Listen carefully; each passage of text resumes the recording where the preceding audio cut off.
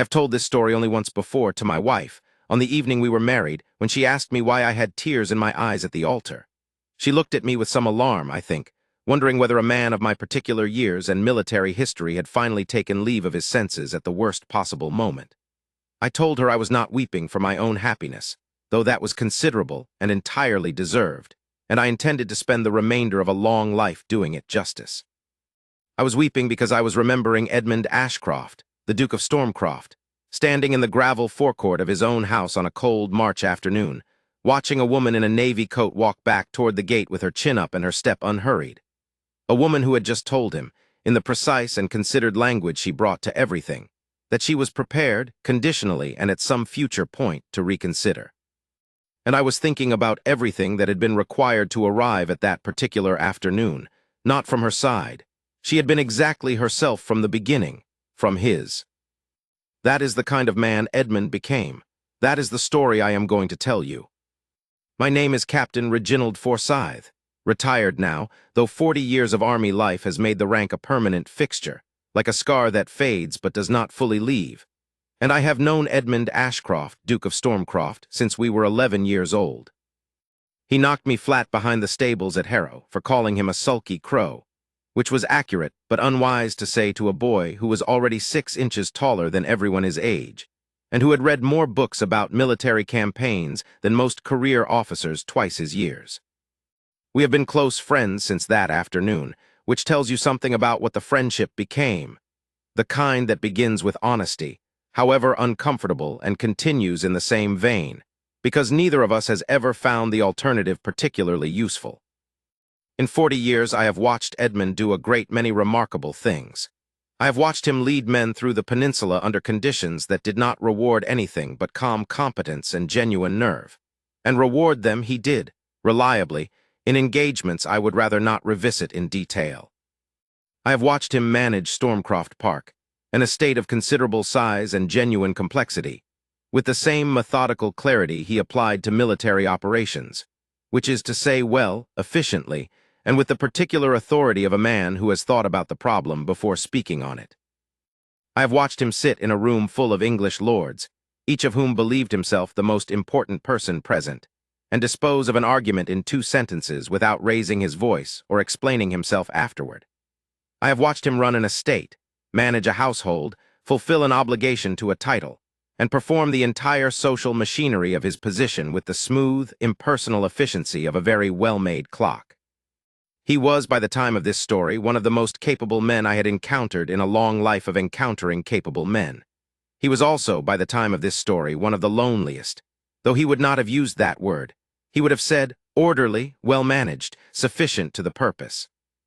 I want to explain this carefully, because it matters to the rest of what I am going to tell you, and because Edmund was not a man who lent himself to easy summary. He was not unhappy in the way of men who know they are unhappy and rail against it. He was unhappy in the way of men who have organized their unhappiness so thoroughly into the structure of their daily existence that they have stopped noticing it is there, the way you stop noticing the sound of the mill wheel if you have lived beside the mill long enough. He had everything. The estate was sound. The tenants were, by the standards of the era, well treated. The London house was well staffed. The connections in the lords were maintained. His mother was formidable, and his obligations to her were met. He had friends, I was the primary one, which tells you something about the category, and he discharged the friendship with the same reliable competence he brought to everything else. He was not cruel. He was not unkind. He was cold in the way of men who have decided, after several costly experiences, that warmth is a resource they cannot distribute carelessly, and who have organized their lives accordingly, and who have been successful enough in the organization that they have stopped questioning whether the organization is the right one. The decade preceding this story had not been kind to Edmund in the ways that matter past a certain age. His father's death had left him with an estate, a title, and the particular grief of a son who realizes, too late, that the language available between fathers and sons of their generation was not adequate to what he had actually felt, and who must carry the things that were never said in the way you carry stones in your coat pockets, not noticing the weight until you try to move quickly and find that you cannot. The peninsula had taken 2 years of his life and returned him in the autumn of 1813 with something essential reorganized. Not broken, exactly, because Edmund was not a man who broke, but reconfigured in ways that made certain things he had previously found manageable feel expensive in ways he could not always identify. There are things that happen in those years that I will not describe, because they are not the subject of this story, and because Edmund himself, if he were telling it, would say only. The war showed me what was fragile, and I decided afterward to live in ways that reduced the number of fragile things I was responsible for. And then there had been the engagement. I will not name the woman. She had looked at Stormcroft Park with considerably more warmth than she had ever brought to bear on Edmund himself, and when a marquisate in Hampshire had made itself available, she had looked at that with the same warmth and departed, and the parting had been accomplished with everyone's dignity nominally intact. Something in Edmund had quietly closed a door and stopped listening for sounds from behind it. He had organized this closed door into his daily life with the efficiency he brought to everything, and by the time of this story, he had stopped noticing that the door was closed, which is perhaps the most accurate measure of what it had cost him. He told me in the spring of the story's first year that he had decided to take a wife. I asked him why. He said without any particular feeling in either direction, "The estate requires an heir. I am 38. It is the appropriate time to address the matter." I looked at him across his dining table in the London house, the good silver out, the fire well attended, everything exactly and correctly appointed in the way of rooms that are occupied but not inhabited, and I thought, God help whoever you choose. I did not say that. I said, "Have you anyone in mind?" He said he had been at the Marchioness of Pellington's house party in Wiltshire, and had encountered several suitable candidates, whose circumstances and temperaments seemed adequate for the purpose. Adequate for the purpose. I have thought about those words many times in the years since. They represent, in concentrated form, everything that was wrong with Edmund at that moment in his life. Not cruel, not unfeeling, but so thoroughly defended against what feeling might cost him that he had reclassified the most intimate decision available to a person as a problem requiring an adequate solution. He was 38 years old, experienced, intelligent, materially formidable, and he was proposing to choose a wife the way he would choose a new steward, by identifying the candidate who best met a list of requirements, none of which included anything as unreliable as, does she make me feel, when I am in the same room with her, that I have been in a cold corridor for too long and have just opened a door into warmth? I said I was glad to hear it. I poured myself more wine. I thought the only thing that is going to reach him is someone who refuses to be assessed for adequacy. Someone who looks at what he is doing with clear, unimpressed eyes, names it exactly, and then walks out of the room. That person was Harriet Lowell. I did not meet her until August, when Edmund had me to Stormcroft Park for the fortnight's shooting. I arrived on a Wednesday in a state of cheerful travel weariness, and found Edmund in his study looking out at the parkland with the expression I had not seen since we were in Portugal, and a dispatch rider had changed everything we thought we knew about the situation. I said, "What has happened?" He said, "Nothing, sit down." I sat, he looked at the park. I waited because I have known Edmund long enough to know that he cannot be prompted. He can only be waited for, like a tide that will come in when it will and not before. He said, "There is a woman." And then he said nothing else for quite some time, which told me more than a letter would have. Let me tell you about Harriet Lowell, because she is the whole of this story, and she deserves to be understood before we arrive at the portions in which Edmund features more prominently. She was the niece of the Reverend Thomas Lowell, vicar of Thornfield, the market village 3 miles east of Stormcroft Park's East Gate. She had come to live with her uncle 6 years before, after the death of her father, whose small Somerset property had passed through an entail to a cousin who had no particular interest in the accommodation of 3 adult daughters beyond what the law required. The 2 younger sisters had found husbands within the year, sensible matches, comfortable lives in the south and east of England, the sort of marriages that are unremarkable precisely because they are adequate. Harriet had not. Whether she had been asked and had declined, or had simply not been asked with the sort of earnestness that required declining, Thornfield did not know, and Harriet Lowell did not volunteer the information. She had come to her uncle's vicarage, and she had settled, and she had stayed. She was 27 at the time of this story's beginning. She was not, by the narrow arithmetic the London season applies to the assessment of women, a beauty. She lacked the particular arrangement of features that reads well at 30 feet across a crowded ballroom. But she had the kind of face that revealed itself through attention, the way certain landscapes reveal themselves through patience. Dark eyes that were always paying rather more careful attention than you had accounted for, dark hair worn in simple, practical arrangements, and a mouth that was either engaged in a genuine smile or in the process of assembling something that would require you to think more carefully than you had planned. Men who found her plain at first assessment tended, after an hour of conversation with her full attention, not to remember that they had thought so. She dressed as her circumstances required, modestly, in good fabrics that were not quite new, and she wore this without the self-consciousness of a woman ashamed of her station or the performance of a woman who wishes you to notice that she has transcended it. She simply dressed. She read everything her uncle's excellent library offered, and the lending collections that moved through Thornfield's small professional and clerical world. And she held opinions about what she read that were not the opinions most women of her position in 1814 were expected to hold. And she held them without aggression and without apology, which combination is, if you have spent any time in polite society, considerably more disconcerting than either alone. She ran the Reverend Lowell's household with a quiet efficiency that had reorganized it entirely without anyone quite noting the moment at which the reorganization had occurred, the way a stream quietly reroutes itself, and only the change in where the water runs tells you something has shifted.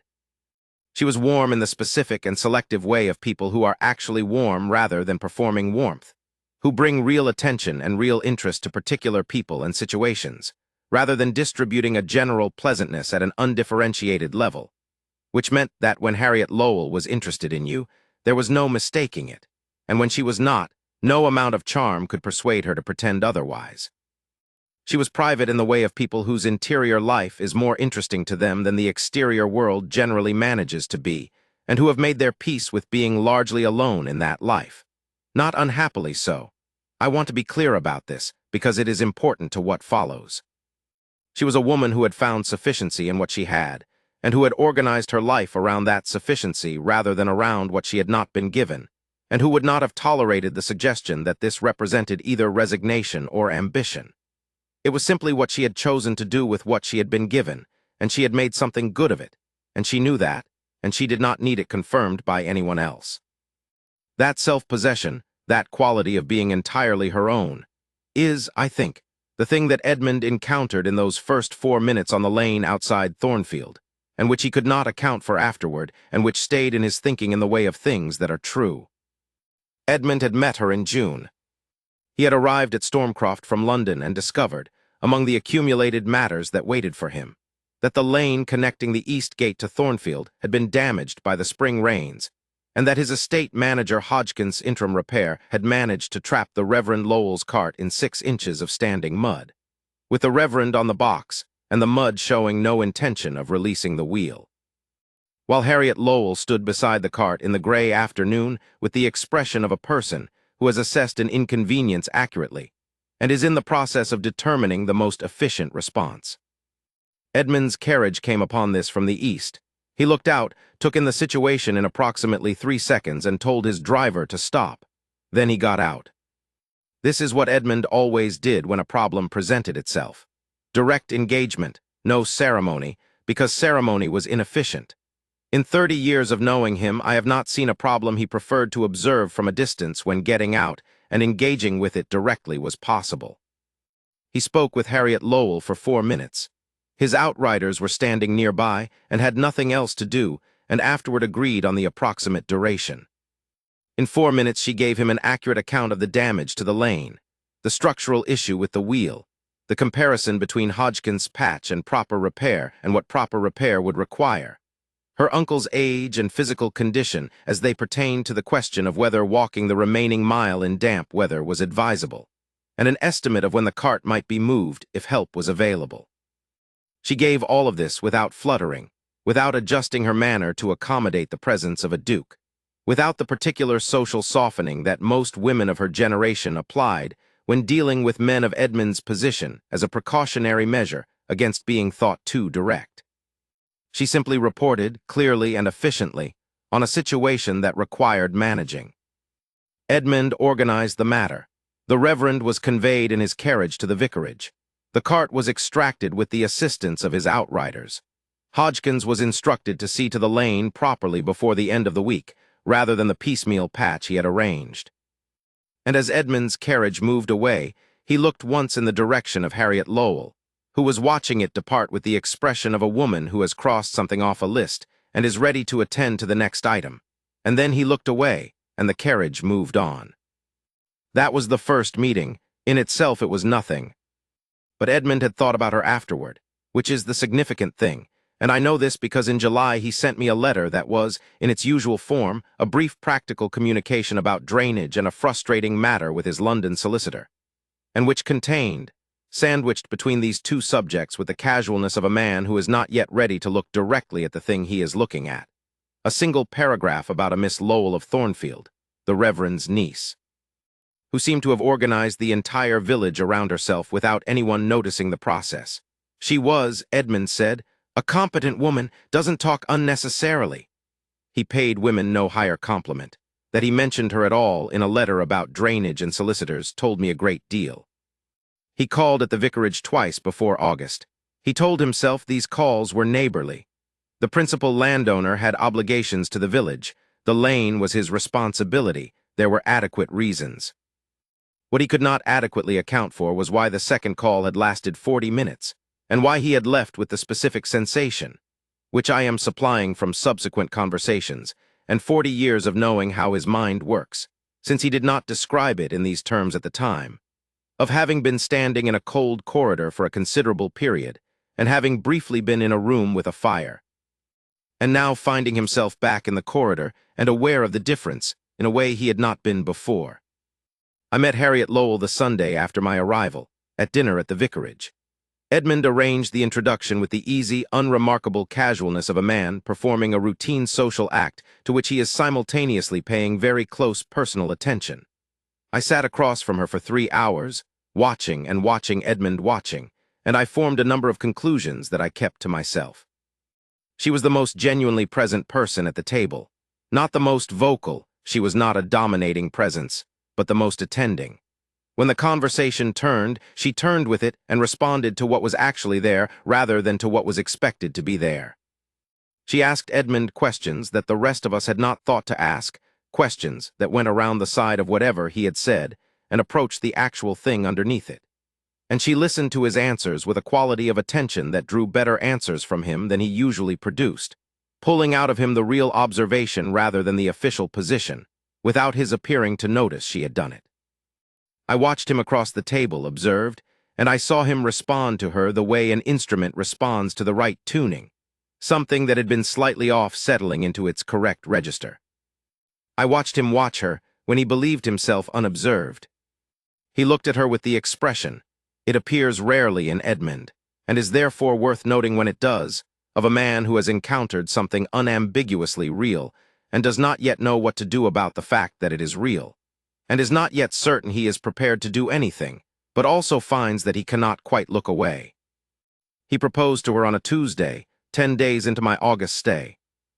He came back to Stormcroft in the early afternoon of that Tuesday with the look of a man who has walked into a solid object that was not marked on his map and is now standing very still, recalibrating. He went to the library. He opened the estate accounts. He closed them. He opened them again. I went to inform him that dinner would be when he wished it, 3 hours later, and the same column was open on the same page.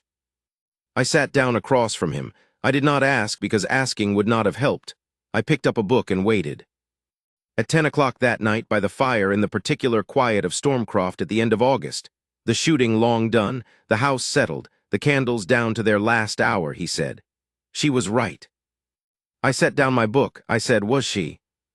He said, I described her qualities to her in the manner of a man describing the features of a proposed estate improvement.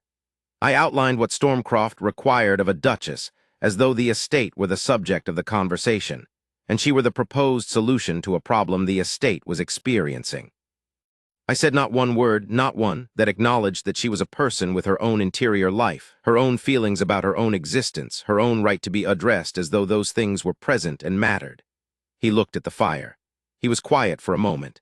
I didn't even tell her what I actually think of her, because I hadn't yet permitted myself to know precisely what I thought. I had identified the matter as manageable and proposed it as manageable, and she looked at it with approximately 4 seconds of clear-eyed consideration and told me exactly what it was. I said, "What did she say?" She said she would rather spend the rest of her life as a spinster in her uncle's parlor than become the mistress of an estate that needed her only as it needed a new drainage scheme. I said, and I could not entirely help it, "That is rather brilliant." He said, "It is entirely accurate." A long pause. "I have made a serious mistake." "Several, I think, but this is the foundational one." I said, "Could you repair it?" He was quiet for a long time, longer than the question warranted, which told me he was asking himself the right version of it rather than the comfortable version. Then he said, "I don't know, but I think the question I need to answer first is not whether it can be repaired. It's whether I want to repair it because I want Harriet Lowell or because Edmund Ashcroft doesn't like to be refused." The fire burned low. Outside the park was very dark and very still. Then he said, quietly, with the voice of a man who is telling himself the truth for the first time about something he has been avoiding, "Both. But not in equal measure." That was the most honest thing Edmund Ashcroft had said about himself in perhaps 20 years. I could hear in those 5 words the particular cost of saying them, not dramatic, not performed, just the small recognizable cost of telling the truth when the truth is uncomfortable and you have been avoiding it for a long time. I set down my book properly. I said, "Then start over." He called the following week. He did not propose. He made no reference to having proposed. He sat in the sitting room of the vicarage for 50 minutes and talked, among other things, and with genuine interest, about the parish school's funding situation, which the estate accounts had told him was insufficient, and listened to Harriet Lowell's account of the situation with the particular quality of attention of a man who has stopped managing a conversation toward a conclusion and is simply attending to it. He asked questions that built on her answers rather than redirecting the conversation back to himself. He stayed for 50 minutes and then left, correctly, with thanks to the Reverend, and a nod to Harriet that was warm in the way of a man who means warmth rather than a man who is performing it, and rode back to Stormcroft. The following week, 3 crates of books arrived at the parish school, reading primers, illustrated atlases, history texts for the older children. There was no note, because a note would have been a performance, and Edmund had decided. I think this was the beginning of the decision, though he did not articulate it in these terms until much later, that he was not performing anymore. He was simply going to do what was useful quietly, without requiring it to be attributed to him. Hodgkins mentioned the books to me in passing. Edmund mentioned them to no one. He called 3 more times before I left Stormcroft at the end of August, and each time something had shifted, incrementally. Not a performance of warmth. That would have been visible immediately to Harriet Lowell, who had very precise antennae for the difference between warmth and the performance of warmth. And the sight of Edmund performing warmth would have told her only that he had understood her refusal as a tactical problem requiring a tactical solution, which would have confirmed every reason she had given for the refusal in the first place. What shifted was subtler than that. He was less defended. More willing to leave a silence rather than filling it efficiently. More curious about what the people around him actually thought and less certain that he already knew. Small things, but they accumulated. Harriet was not cold with him through those calls. She was not punishing him. She was precisely, entirely herself, warm in her selective way, intelligent, dry in the manner that requires you to be paying full attention to catch. And she gave him exactly what she gave everyone. The door was not closed on him. It was simply not open. He was in the same position as any caller and was receiving the same quality of welcome as any caller and was not being distinguished from any caller in any direction. He was being treated, in other words, as though the proposal had not happened, and as though the only thing that mattered was what he was in the present moment. Which was, if you think about it, the most honest possible response to what had happened. I left at the end of August. Edmund's letters through the autumn were his usual concise form, brief, practical, accurate, but with small additions that would not have been there the year before. He had spoken to the Reverend Lowell about establishing a lending library in the village hall, funded from estate accounts and a parish subscription. He had found a quarterly review containing an article on Italian early music that he believed the Reverend's niece would find interesting, and had left it at the vicarage with his card, with no expectation of acknowledgement beyond what politeness required. The lane was properly repaired. He had ridden along it on Tuesday. He found it satisfactory. He was not writing, "I am trying." Edmund never wrote that kind of thing. But I had known him for 40 years, and I knew the language of those letters, and what they were saying was, "I am present in Thornfield in a way I was not before. I am finding it worth being present in." What I understood, reading those letters in my London study over the autumn, was that Edmund had arrived at something I had not seen him arrive at since before the war, something that might tentatively be called genuine engagement with his own life. Not managed engagement, not performed engagement, but the real thing. The quality of attention that a person brings to their days when those days contain something that actually matters to them. He wrote about the lending library with the specific interest of a man who intends the library to work, not merely to exist. He wrote about the lane repair with the satisfaction of a man who has done something that needed doing, not a man who has discharged an obligation. Small distinctions. But in Edmund, small distinctions were the whole of the thing. I asked him, in a letter in October, whether he had called at the vicarage recently. He wrote back 2 weeks later, a shorter gap than usual. "Yes, twice. The Reverend has interesting opinions about the history of this valley. His niece has read rather more than I had realized. She has been through most of what the lending library will contain before it opens, and has opinions about the gaps in the collection that seem to me substantially correct. I have ordered 3 titles she mentioned." That was all. He had ordered 3 titles a woman mentioned to him. For Edmund Ashcroft, the Duke of Stormcroft, this was the equivalent of a love letter.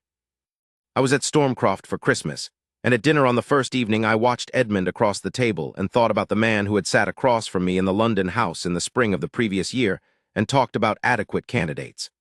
The person across from me now was recognizably the same person, and yet different in the way of someone who has had something returned to them that they had not known was missing. He asked questions and waited for the answers. He disagreed with me about a matter concerning the management of the North Pastures, and he disagreed with the particular quality of honest engagement. That means the person is actually thinking, rather than managing the conversation toward the correct conclusion. He told a story at dinner about a misunderstanding with a French cavalry unit in the spring of 1812 that I had been present for and had never heard him tell to anyone.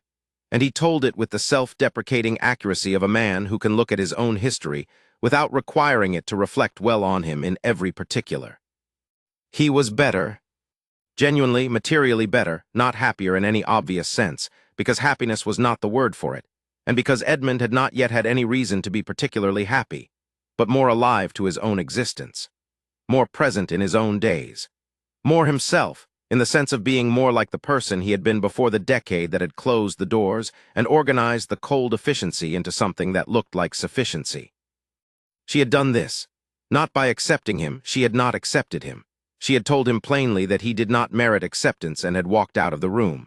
But by being so entirely and unapologetically herself, so real and clear-sighted and warm in her careful way, that the contrast had been unavoidable.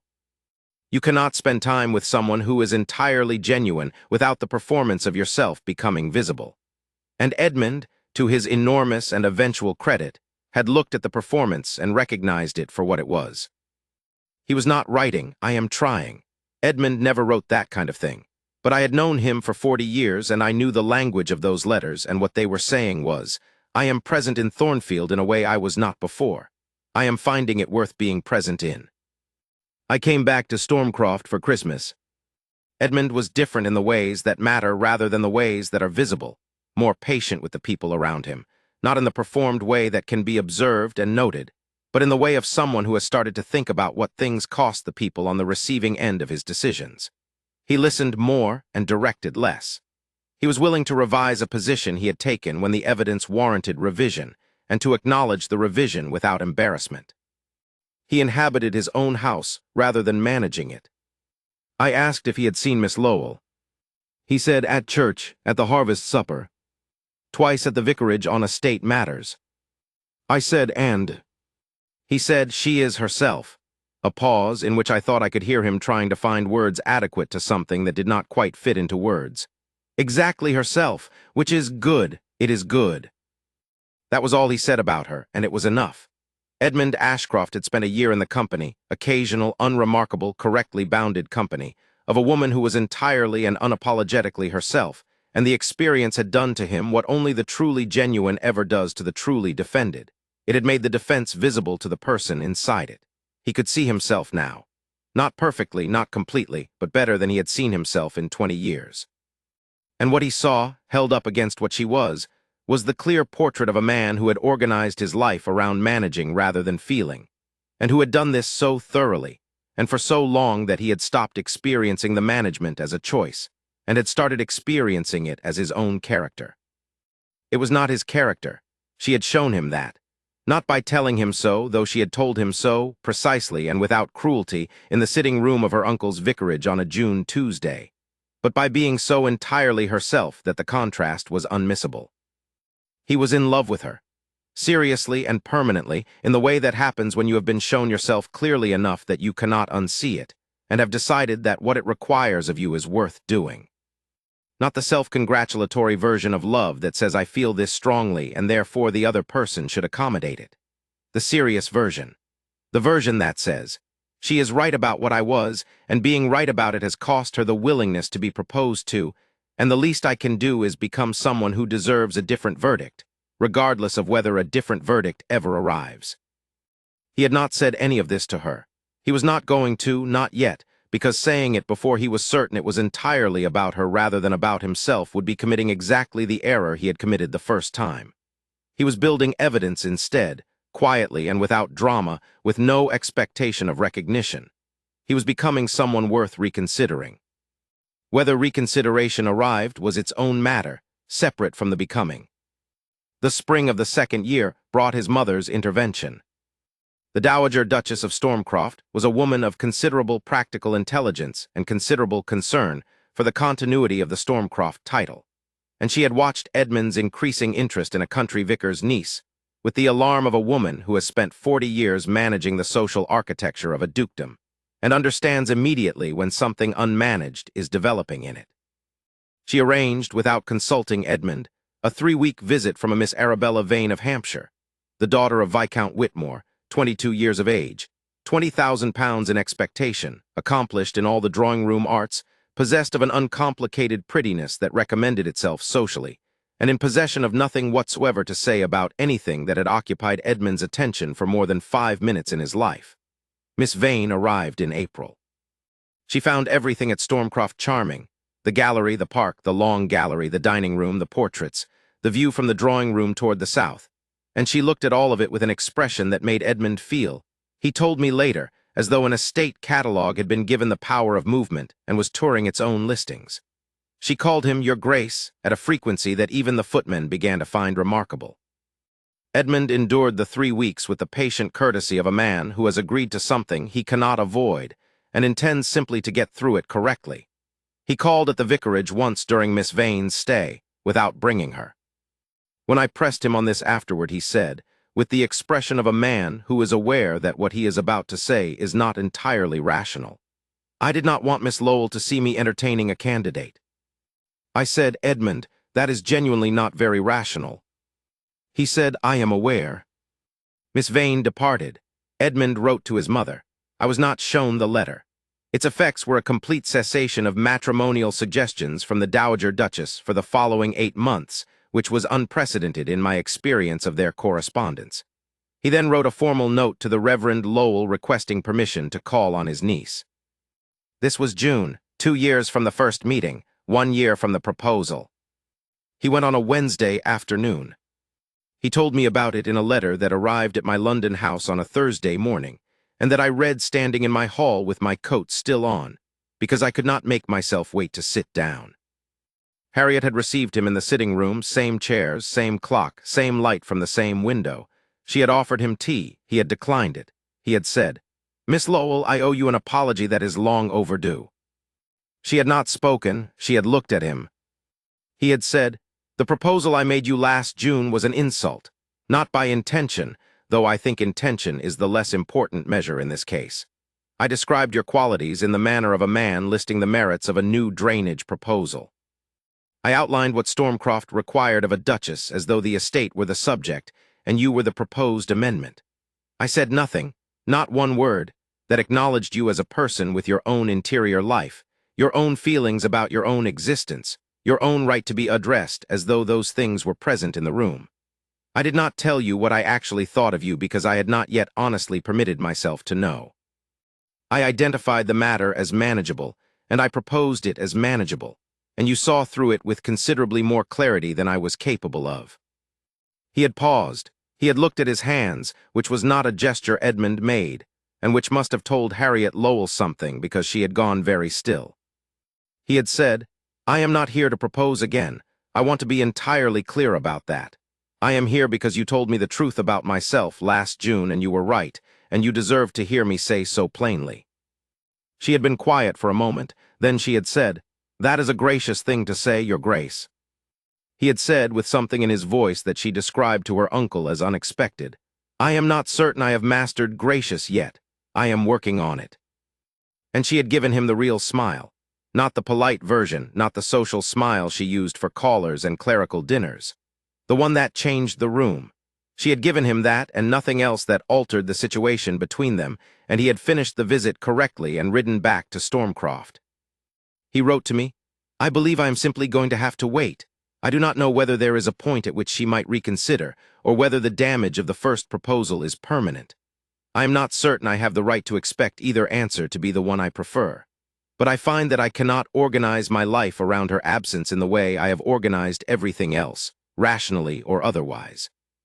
So I am going to have to continue to be better than I was, and trust that the evidence accumulates into something, and if it does not, I will have been better regardless, which seems worth having." I read this letter in my hallway and thought, he has genuinely changed, not as a tactic, not because he has calculated that changing is the strategy most likely to produce the outcome he wants. Because she told him a true thing about himself, and he had the rarest quality in a man of his position and temperament, the willingness to believe it, and to believe it not in the abstract way of a man who acknowledges an argument's validity without letting it alter his behavior, but in the practical, material, day-to-day way of a man who has allowed a truth to reorganize how he moves through his life. This is rarer than it sounds. I have known several men of Edmund's type, capable, defended, efficient, accustomed to being right and to having their rightness acknowledged, and I have watched very few of them receive a plain statement of their failures from someone beneath their station, and respond to it with anything other than the comfortable assumption that the failure being named was a misunderstanding on the part of the namer. Edmund's response had been different. His response had been, "She is right."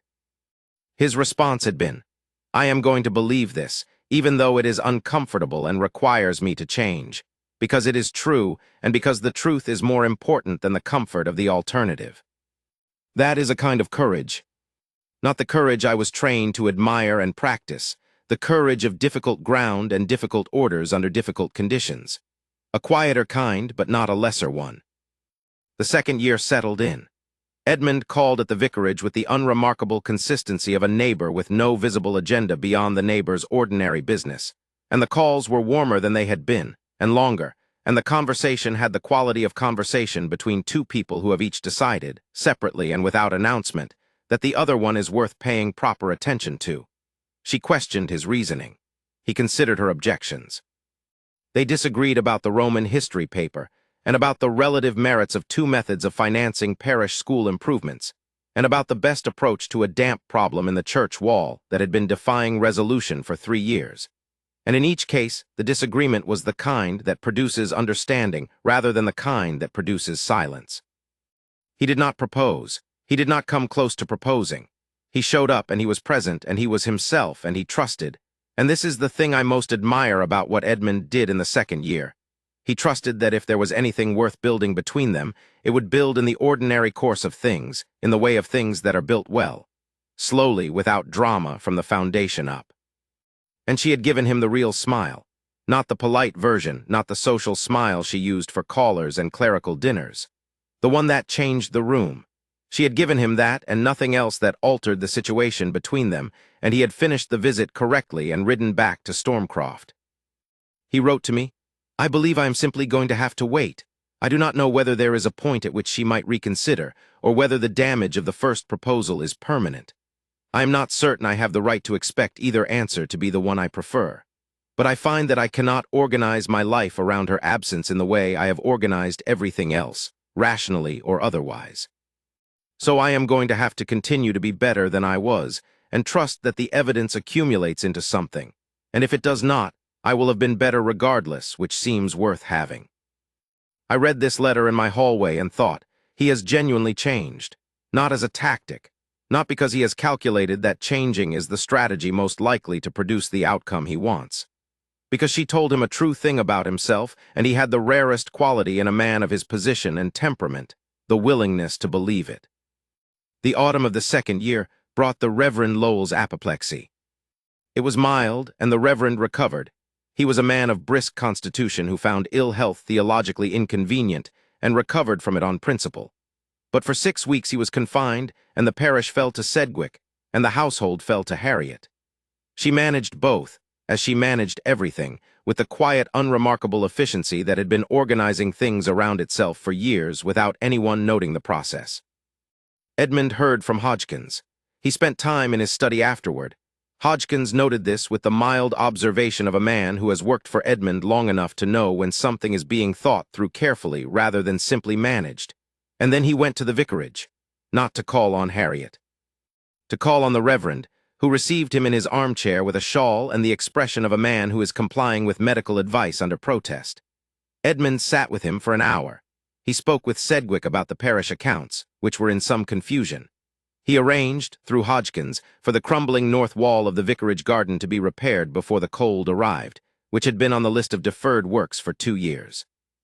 He had the Reverend sent a volume of sermons from his own library. He did all of this without ever making it about Harriet, without ever positioning himself as the solution to a difficulty she was experiencing, without ever requiring her to be publicly grateful to him, without ever suggesting that any of his assistance was motivated by anything other than the normal obligation of the principal landowner of a district to see to the welfare of his parish. Harriet told her uncle, and the Reverend told the Reverend Simmons, and the information made its way to me through the reliable network of country intelligence, that this was the most genuinely considerate behavior she had observed from a man of his position since she had come to Thornfield. The Reverend recovered, autumn became winter. Edmund continued to call once every 2 or 3 weeks with the unremarkable ease of a neighbor with business to discuss and no visible agenda beyond the visit itself. The calls were longer in the second year than they had been in the first. The Reverend was slower since his illness, and conversation expanded naturally into the time available. Harriet sat with them. She and Edmund talked about the school's improvement since the new teacher arrived, about a paper on Roman settlements in Wiltshire that Harriet had found in the lending library and recommended, and that Edmund had read and found genuinely absorbing, and that they discussed with the easy fluency of 2 people who have read the same thing with equally engaged attention. About a decision Edmund had made regarding the management of the Eastern home farms, and then revised after thinking through a different set of considerations. He mentioned the revision without embarrassment, as a man who has stopped treating the revision of a position as an admission of weakness and started treating it as what it is, which is sense. She questioned his reasoning when she disagreed with it. He considered her objections, and when her reasoning was better than his, revised accordingly and acknowledged it. I came to Stormcroft in September of the second year. On the second morning of my stay, Edmund and I walked east along the lane to the rise above Thornfield, where we sat on a stone wall with the village below us in the early light, and I said, "Edmund." He said, "I know." I said, "When are you going to tell her?" He looked at the village for a time, at the rooftops and the church spire and the lane that was now solid and properly repaired, and had been for the better part of a year. He said, "When I am certain that what I tell her is entirely about her." I said, "Edmund, you are a person, it will always be partly about you. That is the nature of love." He said, "Yes, but the ratio matters." I stared at him across the stone wall. I said, "You have become remarkably wise for a man who proposed like a land valuer 18 months ago." He laughed, genuinely, with the ease of a man who can see himself clearly enough to find himself funny, the laugh I had not heard in years, the laugh that was simply Edmund without the machinery of efficiency and self-sufficiency over the top of him. I thought, she has done this, not by accepting him. By being so entirely herself, so real and unperformable and clear-sighted, that Edmund had had no choice but to stop being a lesser version of himself in her vicinity, because the lesser version was simply too visible when set against someone who was the genuine article. October brought an afternoon when the Reverend was visiting a parishioner, and Edmund found himself alone with Harriet in the study for an hour and a half. What passed between them in that hour and a half belongs entirely to them. Neither has told me in detail, which I respect, and which also tells me that what happened was real rather than reportable.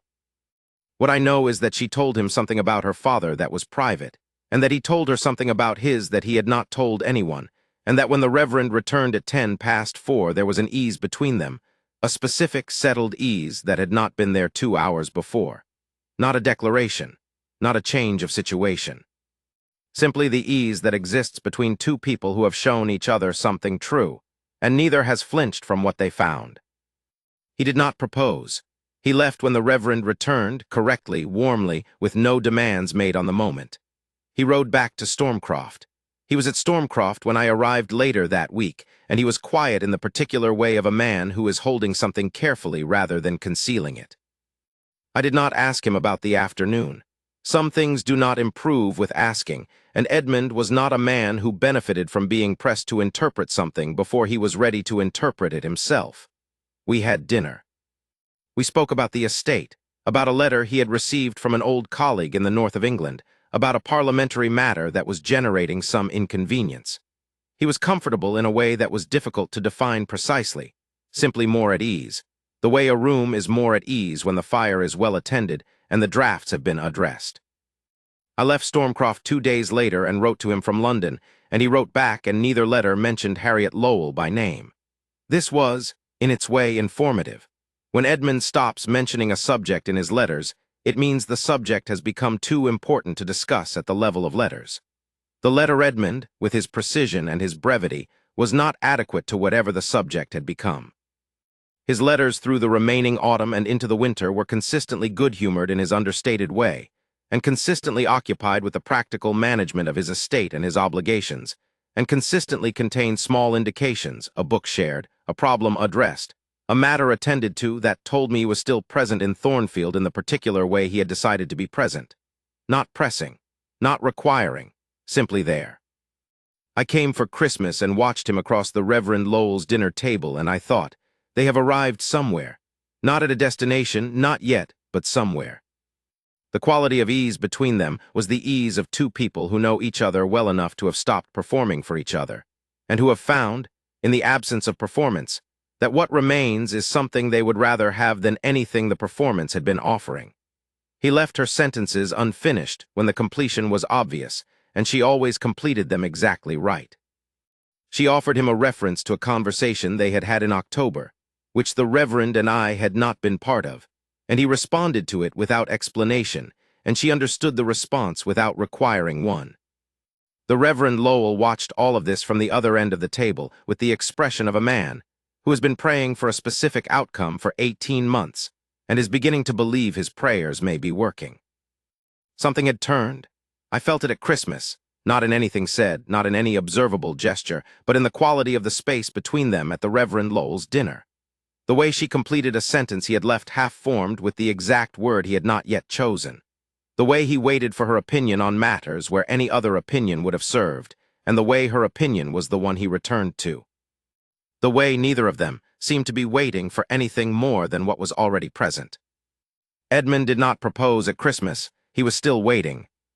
But it was a different quality of waiting now, not the uncertain waiting of a man who does not know if the thing between them is real, but the patient waiting of a man who knows it is real and knows she knows it, and is giving her the time she needs to be certain of her own reasons without his requiring her to account for them. In February of the 3rd year, the Reverend Lowell mentioned, in passing during a call about estate matters, that Harriet had received a formal offer of marriage from a Mr. Aldous Finch, a solicitor of good standing in Bath, who had met her at a cousin's home in October and found her admirable, and who had since written twice and now addressed the matter formally. Edmund came back from that call and closed himself in the study. He was in there for 3 hours. When he emerged, he looked entirely like himself, which was Edmund's particular signal for something costing him a great deal that he had decided to pay rather than display. At dinner he said, with the even precision of a man who has decided exactly how he is going to handle something. The Reverend tells me his niece has received an offer from a Mr. Finch of Bath. I said, yes, what are you going to do? He said, I have been demonstrating for 2 years. Whether the demonstration was sufficient is not something I can determine by further demonstration. I said, Edmund. He looked at me. I said, you have spent 2 years becoming someone worth knowing. You have said everything that can be said indirectly, and you have said it with considerable consistency and without drama. But at some point, having said everything indirectly, you have to say the actual direct thing. Or you will spend the rest of your life knowing precisely what you lost and exactly why, and you will be right on both counts. He was quiet for a long time, long enough that I finished my dinner and he had not touched his. Then he said, if she has accepted Finch, then anything I say is an imposition on a settled matter. I said, and if she has not? He said nothing else that evening. On a Saturday morning in the first week of February, he rode to Thornfield and called at the vicarage. I walked to the end of the East Lane and stood there in the gray February light like a man with nothing more pressing to attend to, which was approximately true, and waited. He was inside for 35 minutes. When he came out, he was walking in a different way than he had walked in some years, without the very slight stiffness across the shoulders that efficient, proof against everything men develop over the years of working very hard at being proof against everything. He walked like a man who has said the true thing and has now set it down and is standing without the weight of it. He came to where I was standing. He said, she has not accepted Finch. I exhaled. I said, and? He said, I told her that I had been in love with her since a Wednesday afternoon in June when she described a drainage situation on this lane with more composure than most officers bring to a field dispatch, and that I had known it gradually and then all at once, in the way you understand something that was always the case, and simply needed the right conditions to become visible. I told her I was not proposing, that I was not asking her for anything. Only that I believed she had the right to know, because she had told me the truth about myself, and I owed her the same. I said, and what did she say? He was quiet for a moment, then he said, she said she needed time. I said, that is not a no. He said, no. It is not a no. He looked at the lane, which was solid and clean and had been for a year. It is honest. I can wait for honest. That has always been the right thing to wait for. We walked back to the house. Edmund was quiet with warmth in it, the particular piece of a man who has said the right thing correctly and is content to let it stand regardless of what it returns. 3 weeks passed. He called once briefly to return a book. He was correct and warm and made no demands of the moment. He looked at Harriet Lowell when he said goodbye, and she looked at him, and the Reverend Lowell, observing from the doorway with the alert benignity of a man of God who has been watching 2 people not quite arrive at something for 18 months, described it to me later as the look of 2 people who are each waiting for the other to be fully certain first, which he found both sensible and agonizing to witness. The 3 weeks became 4, and then, on a Thursday afternoon in the last days of March, with the hedgerows coming into the first pale green of an early spring, Harriet Lowell walked to Stormcroft Park. She appeared at the east gate on foot, in her good navy coat, and told the gatekeeper she had no appointment, but would be grateful if the Duke could be informed of her presence at his convenience. Edmund was in the library with the estate accounts. He was told. He set the accounts down carefully. He came through the hall and down the front steps and found her standing in the gravel forecourt with the spring sky behind her and her chin at that particular level angle, not defiant, not performing, simply the angle of a woman who is exactly where she has decided to be and is entirely clear about it. He stopped 4 feet from her, because he had learned, specifically and permanently, that assuming was what had broken everything the first time, and that those 4 feet of respectful and unhurried distance were what honesty required of him. She said, I have written Mr. Finch a kind letter. He is a decent man. Edmund said nothing. She said, I want to be entirely clear. I am not declining him because of you. I am declining him because I would not have been happy, and I have decided, after considerable reflection, that I would rather continue to be exactly what I told you I would rather be than become a wife who settled for what was adequate for the purpose. She said those last words without irony, but they arrived precisely where she aimed them, because Harriet Lowell's language always did. Edmund said, "Yes. That was always the right answer. I am glad you kept it." She looked at him for a long moment with those dark eyes that paid more attention than people generally expected. Then she said, "You are a very different man than the one who came to my uncle's sitting room 3 years ago." He said, "I am aware. The man who came 3 years ago had no business proposing to anyone." She said, "No, he hadn't." Simply, accurately, without cruelty, and without the softening that would have been dishonest. He said nothing, he waited. She said, "I find that I am open to the question being asked again, at some future point. If the person asking it continues to be the person he has been for the past 2 years, rather than the person he was before that." He said, and there was something in it, not quite amusement, not quite moved, something that is the particular sound of a man recognizing that what is happening is exactly right for the circumstances. That is the most conditional statement I have ever heard from a woman who is not technically consenting to anything. She said, "It is not a yes. It is the conditions under which I would be prepared to consider one." He said, "Miss Lowell, those are precisely the terms I would have asked for if I had been wise enough 3 years ago to ask for terms rather than making assumptions about outcomes." She smiled, the real one, the one that changed the room it appeared in. She turned and walked back toward the gate with her unhurried, purposeful step. Edmund Ashcroft, the Duke of Stormcroft, the most feared man in 3 counties, and by wide consensus one of the most capable men in England, watched her go with the expression the gatekeeper described to Hodgkins that evening as the look of a man who has won something important and knows, very clearly, that he only barely deserved to. Which was exactly right, and which was, in my view, entirely the point. He proposed formally in June, in the vicarage sitting room at 10 o'clock on a Tuesday morning, exactly 2 years to the month from the first proposal. He sat in the same chair, with the same clock on the mantel in the same light. He said nothing that he had said before. No suitability, no adequacy, no reference to what Stormcroft required.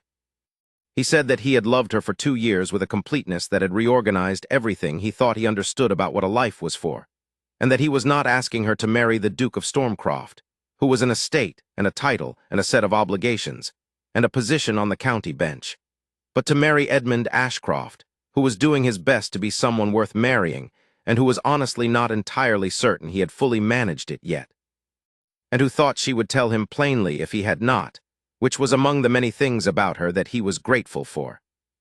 She said yes. That was all she said.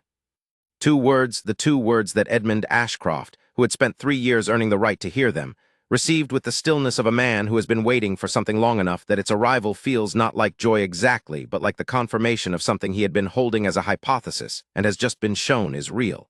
He did not move. He looked at her. She looked at him. The clock on the mantel marked a moment that neither of them, I think, would have exchanged for any other. He told me about it in a letter that arrived 11 days later, which was 9 days longer than his usual response time, which told me everything. He wrote, "She said yes. I am aware that I have not previously given you an adequate account of what this means to me, and I am not certain I can now. But I wanted you to know that I am entirely clear about how we arrived here, and about what was required to arrive here, and about how little of what was required came from any quality I was born with rather than something she made visible to me. I want you to be at Stormcroft in November if you are willing. Bring your wife if she can come." I wrote back the same day. I said I would be there. I said he had never given me a more interesting 8 years of friendship than the last 3, and that I was glad he had knocked me flat at Harrow, and that I intended to stand beside him at the altar with the full knowledge that I was witnessing something that mattered. He wrote back 3 days later, which was very fast for Edmund. "Thank you. Tell no one I said that." I told everyone. The summer and early autumn that followed were the happiest I had seen Edmund in 30 years of knowing him in all his seasons. Stormcroft was full of a quality of life it had not had small things. The Reverend Lowell visiting on Tuesday afternoons and staying longer than he planned because the conversation was good, Harriet riding over the estate with Edmund to understand the management of it. Edmund showing her the north pastures and the home farms and the lending library in the village hall with the pride of a man who is proud because the things he is showing are genuinely good rather than because they reflect well on him. She asked questions about all of it. He answered them honestly, including the answers that required him to acknowledge things he had not managed as well as he might have. She noted these carefully and offered, in her precise and warmly practical way, opinions on how they might be improved, some of which he adopted immediately, and some of which he thought about for several weeks, and then adopted, which was Edmund's pace with things that required him to adjust an existing position. She did not require him to adopt them at her pace. She was, in this as in everything, entirely herself. I visited in September, 6 weeks before the wedding. The house was different, not rearranged, not decorated differently, not materially altered in any way I could point to, but inhabited in a way it had not been for 20 years. There was a book on the side table in the morning room that was not Edmund's, with a slip of paper marking a place, and the slip of paper had a note in Harriet's hand referencing a page number and the words, "See what you think of the argument in Chapter 4. There were flowers in the entrance hall from the vicarage garden. She had not yet moved to Stormcroft. That was for after the wedding, but her presence was already in the house in the way of someone who belongs in a place. Edmund moved through his own rooms with the ease of a man who is at home in them for the first time. They were married in November at the church in Thornfield, in the particular gray November light that Wiltshire does beautifully, that quality of gray that is cold and honest and clear, the light of a landscape that is not trying to be anything other than what it is. The Reverend Lowell officiated. He had wept in the vestry beforehand with the relief and thanksgiving of a man who has been watching two people find their way toward each other for 3 years and has been praying with some urgency that they would manage it. During the ceremony, he was entirely dignified.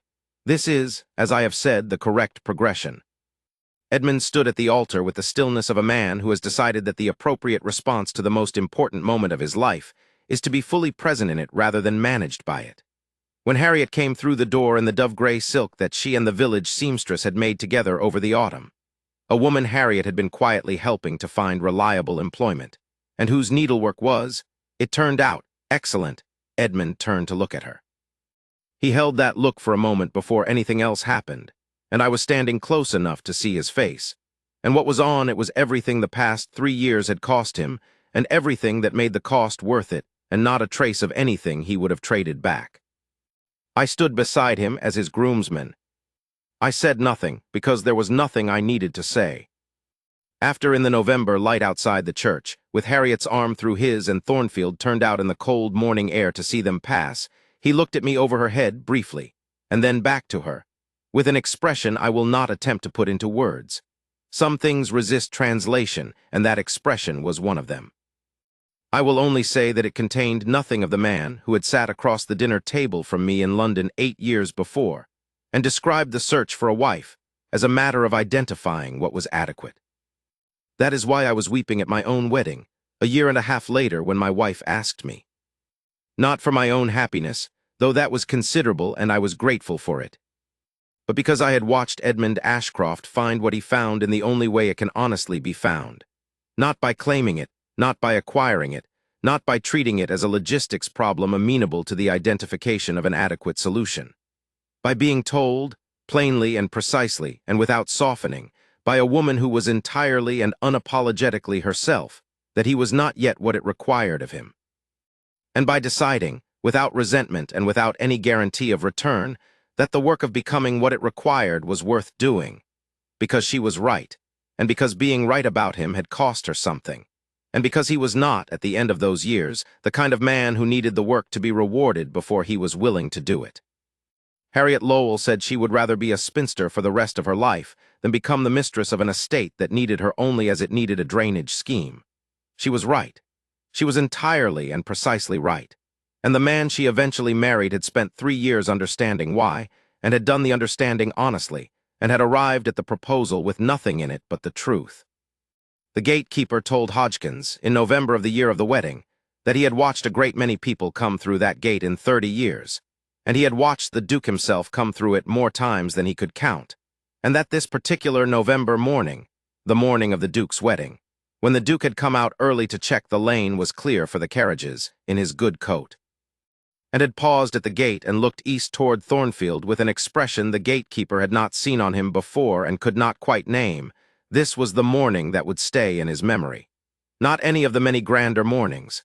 This one. I understand the gatekeeper's thinking. The grander mornings are easier to name and easier to keep. This kind of morning, a man at a gate in the early November light, looking east with an expression of someone who knows exactly what is coming and knows also, very precisely, that he has done what was required to deserve it. This kind of morning is harder to hold. It slips away. You have to have been paying close attention to keep it. I was paying close attention. I have been keeping it ever since. The Duke of Stormcroft's estate continues to have excellent drainage.